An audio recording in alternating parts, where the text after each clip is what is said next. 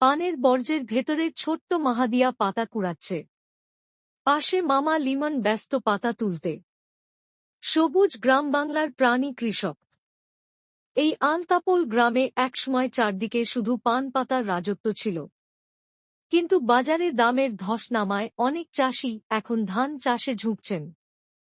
বরজ ভাঙা, শুকনো লাঠিগুলো দাঁড়িয়ে আছে, মাঝে মাঝে এ যেন সবুজ পাতার ছোঁয়া। আজ এক পান চাষি নিজের বরজ ভেঙে ফেলেছেন। তবু ফেলে দেওয়া পাতাগুলো কুড়িয়ে নিচ্ছে গ্রামবাসী। মাহাদিয়া হাসিমুখে পাতা তুলে মামাকে দিচ্ছে। ছোট্ট মাহাদিয়া এসেছে, মামা লিমনের সঙ্গে হাত ভরে পান পাতা কুড়িয়ে নিচ্ছে। এ যেন কৃষকের ঘামঝরা পরিশ্রমের প্রতি ভালোবাসা, এ যেন মাটির সঙ্গে মানুষের চিরন্তন বন্ধন। আমাদের গ্রাম, আমাদের কৃষকরে, তাদের ঘামেই বাঁচে আমাদের খাদ্যভাণ্ডার। তাদের পাশে থাকুন, কৃষিকে বাঁচিয়ে রাখুন।